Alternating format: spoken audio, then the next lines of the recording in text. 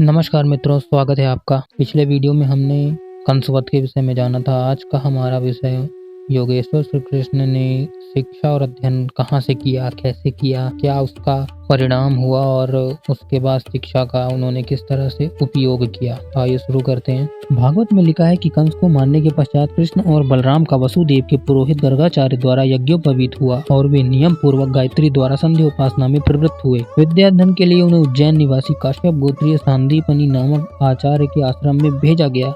यहीं रहकर इन्होंने विधि पूर्वक शास्त्रों का अध्ययन किया। इनके पाठ्यक्रम में षडंग सहित वेद, धनुर्वेद, आदि उपवेद, मनुस्मृति, मीमांसा, तर्क, न्याय शास्त्र आदि का उल्लेख मिलता है। इसके अतिरिक्त युक्त राजनीति का भी अध्ययन किया उन्होंने। इसके अतिरिक्त उन्होंने संधि, विग्रहयान, आसन द्वैत तथा आश्रय, इन 6 भेदों से युक्त राजनीति का अध्ययन भी किया उन्होंने। अद्भुत रस को प्रश्रय देने वाले पुराण लेखकों को इस सीधे साधे वर्णन से संतोष नहीं मिला, तो उन्होंने लिख दिया कि ये सब विद्याएं कृष्ण ने 64 दिनों में प्राप्त कर ली। यहीं तक खैर रही कि कृष्ण को विद्या अध्ययन के लिए पुराण लेखकों ने 64 दिनों की अवधि तो प्रदान की, अन्यथा कृष्णस्तु भगवान स्वयं मानने वालों के लिए तो कृष्ण का क्षण मात्र में समस्त विद्याओं का निधान बन जाना भी संभव था। पुराणों में यह भी लिखा है कि गुरु दक्षिणा के रूप में सांदीपनि ने अपने मृत पुत्र को यमलोक से ला देने की प्रार्थना कृष्ण से की। तदनंतर कृष्ण तुरंत यम की नगरी में पहुंचे और मृत गुरु पुत्र को लेकर आए तथा गुरु ऋण से उऋण हुए।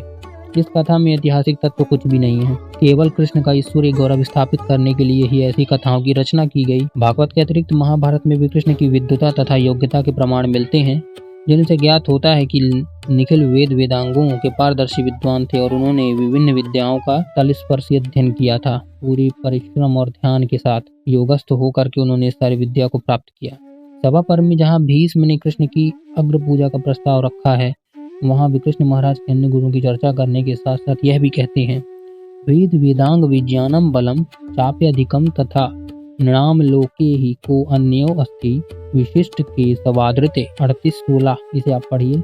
इसका अर्थात यह है, वेद वेदांग विज्ञान और बल आदि सभी गुणों में श्री कृष्ण में सब कुछ विद्यमान है, यानी ये सारे सभी गुण उनमें पाए जाते हैं। अर्थात वेद विज्ञान और बल आदि सभी गुण श्री कृष्ण में विद्यमान है। मनुष्य लोक में केशव के अतिरिक्त और कौन अधिक गुण संपन्न है? ये प्रश्न करते हुए भीष्म ने पूछा।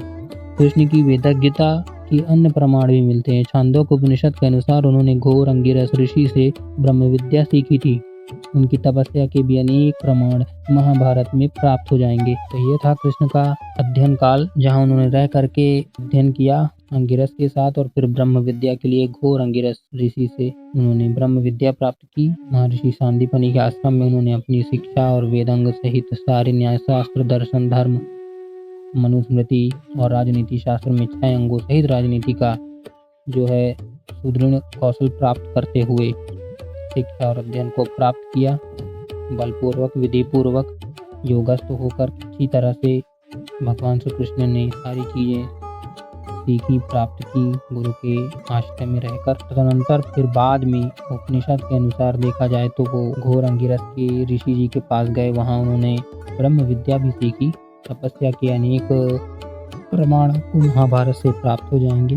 तो आज के लिए इतना ही, मिलते हैं अगले वीडियो में और जानेंगे जरासंध और काल यवन के विषय की जो कथा है उसमें